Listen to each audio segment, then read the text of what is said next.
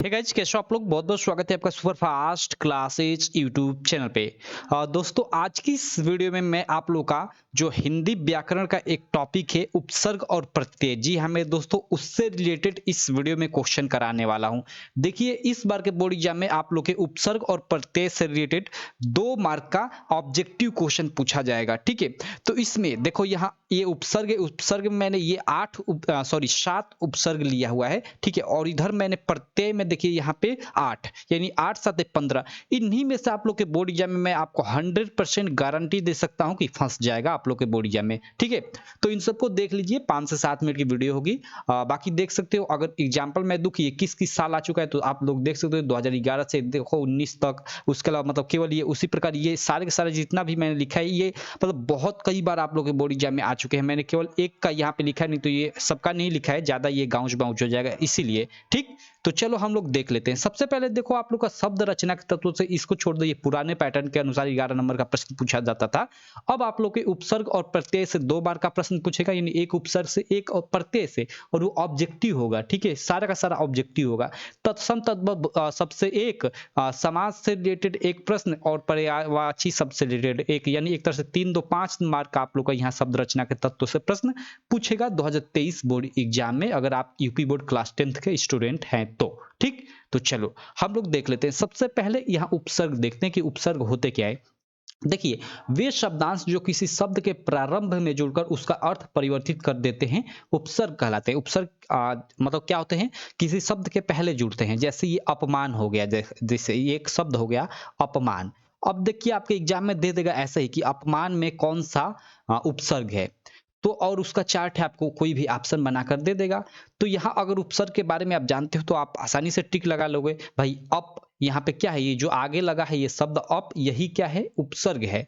ठीक है, तो जैसे आपको अपमान, अपवाद, अपव्यय कुछ भी दे सकता है एग्जाम में, और पूछ देगा कि इसमें कौन सा उपसर्ग है, तो इसमें अप उपसर्ग है, जो ये आगे इसके लगा है अप, ये। ठीक है, इसको आप लोग ध्यान देना।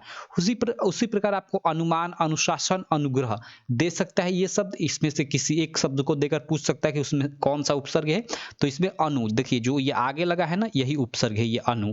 देखिए जो आगे लगा है ये। क्लियर। उसके बाद ये इंपॉर्टेंट है, उपवन, उपकार, उपनाम, उपहार, इसमें से कोई भी शब्द दे सकता है और इसमें पूछ सकता है कि कौन सा उपसर्ग है।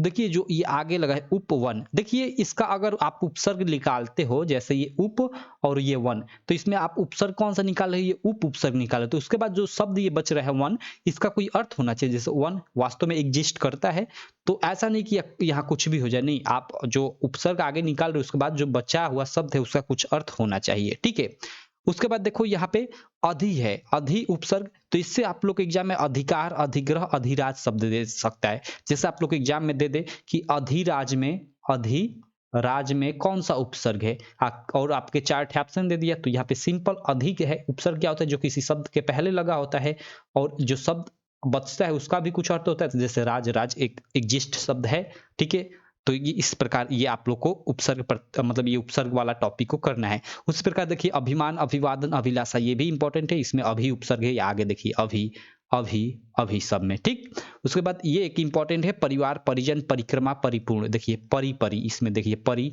आगे सब जो लगा है ना, यही उपसर्ग है। ठीक, उसके बाद एक सहपाठी, सहयोग और सहगामी, ये इंपॉर्टेंट है। ठीक है, इसमें सह पढ़ते हैं, देखिए सह और ये पाठी, सहयोग, ठीक, और सहगान, तो इसमें जो ये सह आगे लगा है ये आपका उपसर्ग है। तो ये आपके 7 इंपॉर्टेंट उपसर्ग थे। देखना इसी में से आप लोग एग्जाम में फंस जाएंगे, और नहीं भी फंसते तो मैंने आपको मतलब इसके बारे में अच्छे से बता दिए, तो आप आसानी से इसको छांट लोगे। ठीक, मैं फिर दोहराना चाहूंगा कि ये ऑब्जेक्टिव क्वेश्चन के रूप में आएगा आप लोग के इस साल के बोर्ड एग्जाम में। चलो अगला हम लोग देख लेते हैं, प्रत्यय। अब देखो, उपसर्ग शुरू में लगा था, प्रत्यय बाद में लगेगा। किसी, देखिए वे शब्दांश जो किसी शब्द के अंत में, ठीक है, अंत में यानी लास्ट में जोड़कर नहीं, वही जुड़कर उसका अर्थ परिवर्तित कर देते हैं, प्रत्यय कहलाते हैं। जैसे जैसे देखिए, घबराहट एक शब्द है, अगर पूछ दे आपके एग्जाम में घबराहट में कौन सा प्रत्यय है, तो अंत में ये देखिए हट लगा है, यही क्या है, प्रत्यय है, जो किसी शब्द के अंत में लगकर उसका अर्थ मतलब बदल देता है। जैसे देखिए, ये घबरा हट, तो यहाँ देखिए ये शब्द है, इसके अंत में हट लगकर इसका अर्थ ही परिवर्तित कर दिया। या फिर चिल्लाहट, देखिए यहाँ पे हट प्रत्यय है, जगमगाहट या हट प्रत्यय है, और गड़बड़ाहट यह अंत में हट प्रत्यय है। तो जो अंत में लगा होता है वो प्रत्यय, और जो शुरू में लगा होता है उपसर्ग। इसको भी ध्यान में रखिएगा। काफी सारे लोगों को कंफ्यूजन हो जाती है कि शुरू में जो लगा होता है वो क्या होता है, जो लास्ट में लगा होता है वो क्या होता है। तो जो शुरू में लगा होता है उपसर्ग, और जो अंत में लगा होता है प्रत्यय। उसी प्रकार देखिए लिखाई, पढ़ाई, सिलाई और जुताई में आई प्रत्यय है। यहाँ पे देखिए, यहाँ पे आ का मात्रा है ना, यहाँ पे खाई, तो यहाँ आई प्रत्यय है, ये आप ये ध्यान देना, ठीक है। नहीं तो कितने लोग ये खाई प्रत्यय, जैसे आप लोग को एग्जाम में दे दिया कि लिखाई, ये इंपॉर्टेंट है। तो यहाँ पे कितने लोग अंत ऑप्शन में जरूर देखिएगा, दिया रहेगा खाई कि खाई प्रत्यय है, तो ये गलत हो जाएगा भाई। अगर खाई प्रत्यय है तो ये ली कोई मतलब एग्जिस्ट शब्द तो नहीं है, तो ये गलत हो जाएगा। और अगर मैं लिखाई में आई प्रत्यय निकालता हूँ, देखिए लिखाई, तो यहाँ अगर मैं आई प्रत्यय निकालूं, ठीक है, तो यहाँ हम लोग का एक शब्द बचेगा लिख। तो लिख का तो कोई मतलब एग्जिस्ट शब्द है, एक अच्छा शब्द है, ठीक है।